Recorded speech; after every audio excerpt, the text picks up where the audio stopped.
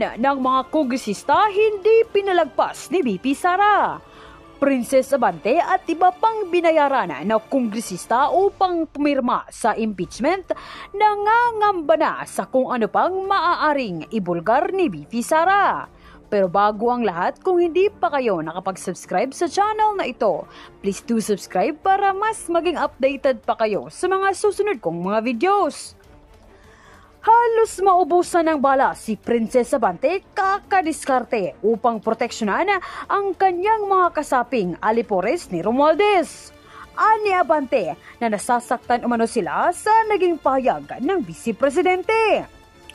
Ito ay kasunod sa pahayag ni VP Sara na walang ginawang pagsusuri ang mga kongresista sa naturang impeachment, kundi basta-basta na lamang ang mga ito na pumirma dahil sa sobrang silaw sa pinapamudmod na salapi ni Romualdez.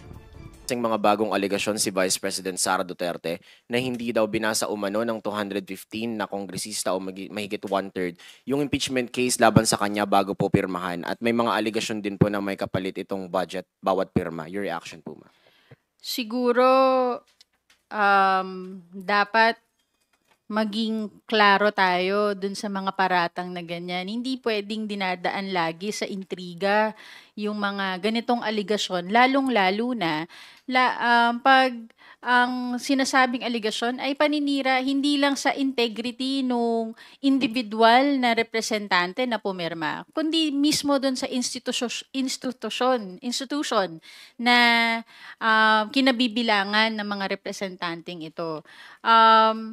Nung sila ay pumirma at sumumpa, kasama dito yung pagsasabi na sila ay binasa nila at naintindihan nila at pinapatunayan nila na sila ay sang-ayon para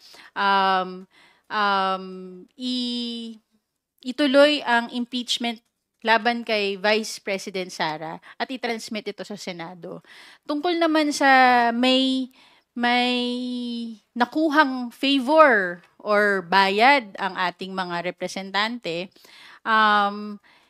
naniniwala ako na yung 200 plus na congressmen na pumirma doon sa impeachment ay pumirma hindi para sa halaga o anumang pabor na makukuha, pero para sa paninindigan, sa sarili nilang paninindigan. Baka masyado na silang nasanay na lahat ng galaw ng kanilang mga kampe ay kailangan may bayad.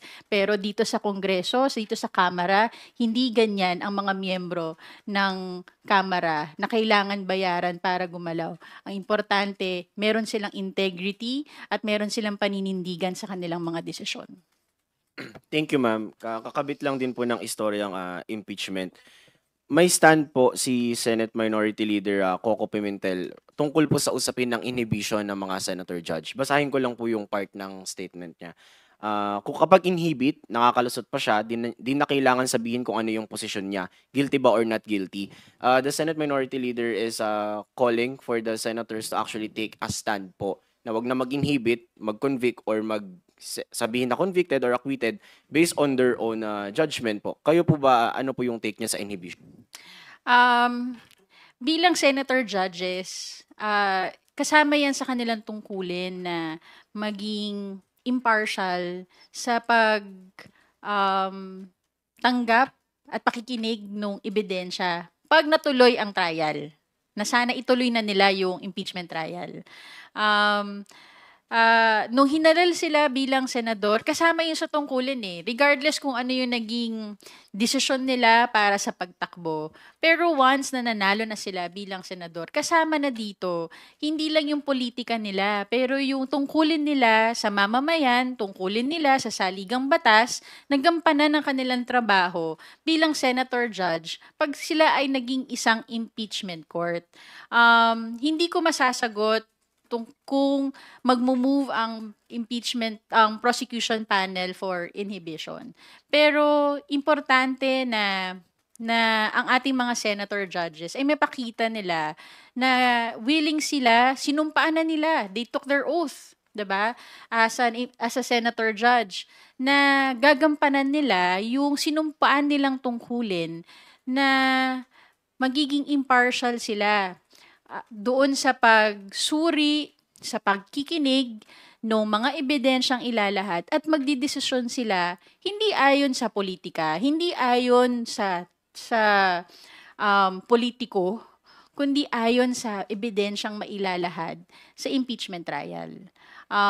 It is their responsibility according to law, to the Constitution, at it is their responsibility to the Filipino people to see to it that they will decide according to their conscience with impartiality, not based on politics or any political affiliation. Thank you. Follow up lang, ma'am. So is it right to say po that somehow you share the same sentiment with Senate Minority Leader Coco Pimentel for senator judges to take a stand? Yes. Dapat kasi yun ang role nila sa impeachment trial. Ang role ng House of Representatives is to prosecute. We have the prosecution panel that were given by the plenary the authority to prosecute the articles of impeachment. We also have our own spokesperson for the impeachment prosecution panel para mapaliwanag yung mga detalye na nangyayari. May kanya-kanya tayong role dito sa lahat ng prosesong to. Gagampanan ng Kamara ang kanilang role sa prosesong ito. Kailangan gampanan din ng Senado ang kanilang tungkulin at obligasyon ayon sa konstitusyon para sa mamamayang Pilipino. Okay. Last na lang po from my end, ma'am. Yung dun lang sa usapin ng wage hike, balikan ko lang po. Ngayong papasok na yung 20th Congress at pumasa naman sa huling pagbasa ng Kamara yung panukala po. Ano po ba, for the public lang, ano po yung fate ngayon ng 200 peso wage hike bill? Pwede po ba tong isalang ulit sa next Congress o maging priority ulit? Thank you po. Definitely, pwede siyang ma-file ulit sa 20th Congress. At binanggit na natin to noon at uulitin ko, patuloy tayong makikipaglaban para sa maayos at sapat na sahod para sa manggagawa at balancing batas para naman sa proteksyon din sa ating mga small, medium enterprises. Yun ang gusto ng Kamara. Hindi lang yung batas na maganda pakinggan sa publiko, pero isang balancing batas na makikinabang lahat ng stakeholders, ang ating mga gagawa at ang ating mga employees at ang mga employers. Thank you, Earl. Tina Panganiban Perez from GMA7. Ma'am, balikan ko lang po yung sa tanong ni Mela on fake news. Doon sa measures na ifa-file po sa 20th Congress, do you think dapat mas mabigat yung parusa para sa public officials who will spread, create, propagate misinformation, disinformation, and malinformation? Well, as public officials, we all have a greater responsibility to advance truth and to avoid disinformation para sa public. Gusto natin ang bawat mamamayan ay laging pag sila ay nagdidesisyon ayon sa tamang impormasyon.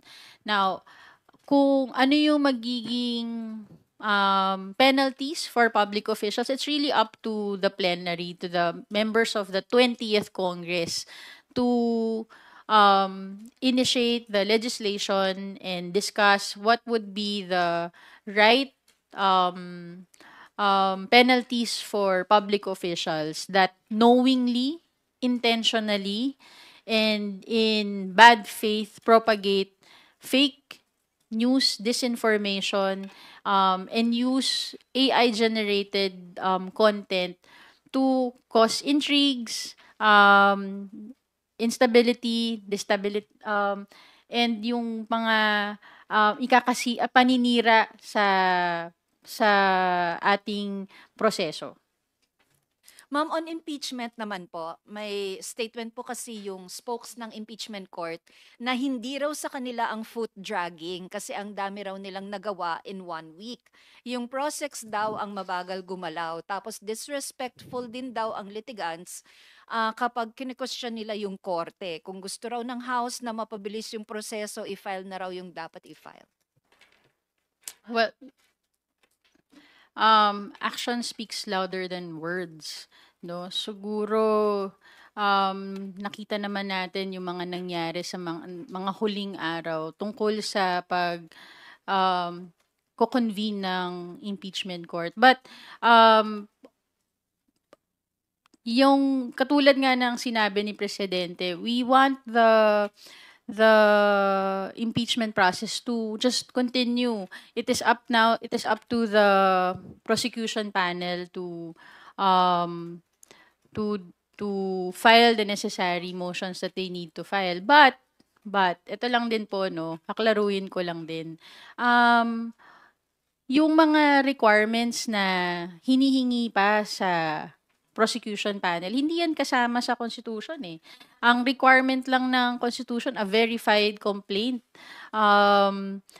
that is sufficient in form and substance. That was voted upon by the members of the House of Representatives. That was transmitted to the Senate.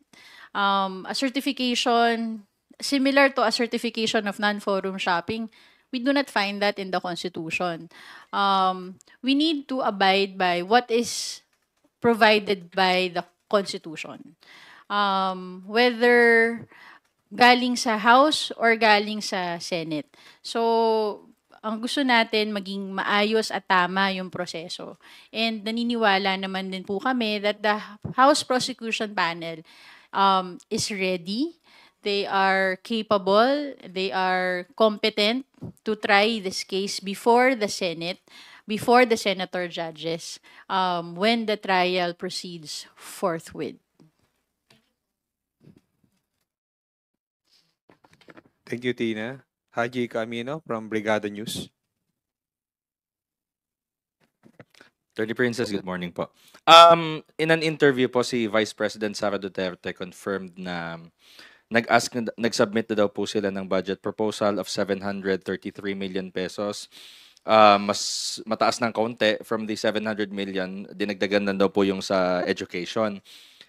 When asked, hindi na daw po sila nag-request ng mas mataas na budget since ang sabi po ni VP, inaasahan na daw po niya na hindi sila pagbibigyan dahil hindi daw po sila kaalyado ng administrasyon. And number 2, sabi po niya, ayaw na daw po niyang napapahiya ang personnel ng OVP. Your comment po dito. Well, unang-una, maganda na nakikita natin sa statement ni Vice President Sara Duterte na nire-recognize niya ang role ng Kongreso, ng Kamara sa budget process. Magre-request siya sa House of Representatives ng budget. Sana nare-recognize din niya na kasama sa responsibilidad ng Kamara, yung hindi lang yung makapag-request siya, kundi kasama sa responsibilidad ng Kamara, suriin yung paggamit ng pondo na nailaan sa Office of the Vice President at ma-justify din ng Office of the President yung budget na hinihingi nila. We will wait and see kung talagang i-recognize talaga ni Vice President Sara yung budget rule ng House of Representatives at rirespetuhin yung proseso ng pag-aproba ng budget. Doon po sa mapapahiya lang daw po yung personnel niya. Wala naman pong pinapahiya ang House of Representatives sa budget process. Kasama sa trabaho ng House yung to scrutinize the use of public funds for the funds allocated to them and funds that they are requesting for. Walang pagpapahiya dito. Ang importante lang, sumagot ng tama, sumagot ng ayon sa mga dokumento na meron para, hindi naman para sa personal na politika, ito ay para sa mamamayang Pilipino na we are accountable to. Last na lang po, but with all the impeachment proceedings and yung mga nangyayari po, tingin niyo po, haharap pa po siya ng personal dito sa House to defend her budget? Hindi ko po masasagot kung ano po ang gagawin at hindi gagawin ni Vice President Sara. Siya lang po ang makakaalam niyan. Thank you, Haji. Willie Delgado from Radyo 630 of DCMM. Good morning po. May na-complain na po ba ang House sa inuutos ng Senate like yung certification na yung niriman dito sa Again, I think for information on the impeachment processes, we need to ask the prosecution panel. Particularly, meron din silang separate na spokesperson. But it is of public record that the plenary on the last day of session passed a resolution regarding dun sa certification that the Senate was asking from the House. But kung ito ay na-file na, better to ask the prosecution panel. meron kasing naging comment yung spokes ng Senate sa impeachment na kung hindi daw makakakomply yung House, parang mas malapit sa dismissal na lamang yung case ang mangyayari. Again, hihilingin lang lagi natin sa impeachment court, which is the Senate of the Philippines, na sa lahat ng kanilang desisyon at actions regarding the impeachment trial, dapat ay nasusunod yung alituntunin ng saligang batas. Kung yan ba ay nasa rules nila, hindi ko po yan masasagot, pero naniniwala ako na ang to try and decide yung nakalagay sa saligang batas ay hindi to dismiss the case outright. Kasama dun sa sinasabi ng saligang batas na to try and decide is to receive evidence, to decide based on evidence. So sana yun ang makita natin na mangyari sa impeachment trial na ito. Alright. May ilang pong mga legal luminaries nagsabi na pwede daw makasuha ng isang judge na mapatunayang sadya nagdi-delay ng process. Sa tingin nyo, saklaw ba nito yung mga senator judges dahil since hukom din naman sila? Unfortunately, ayokong magbitaw ng opinion na hindi ako eksperto. Nakikinig lang din ako sa mga legal luminaries natin na nagsasabi based on their experience and kanilang research.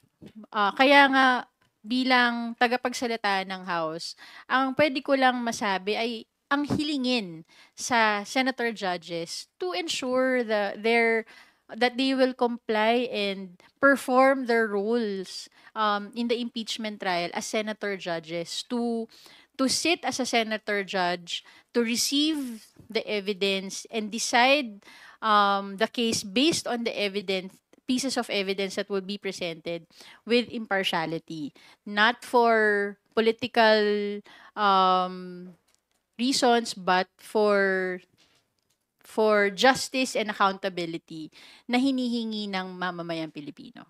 In case may plano ba ang House po kaya na prosecution panel na silipin ito? Hindi ko po masasagot at hindi po ako makakapagsalita para sa prosecution panel tungkol sa issue na yan. Okay. One last point. Ba't po kaya gumamit pa ng AI si Senator Bato para magsalita for BP Sara? Wala ba sila makakuha ang tunay na tao? Hindi ko rin po masasagot yan dahil hindi naman po ako si Senator Bato to speak for him. Pero marami naman, sabi nga niya, di ba, madami naman din taong bayan siya nakakausap. So, hindi ko alam kung ano yung naging dahilan niya sa pag-share ng mga AI-generated contents for their own narrative.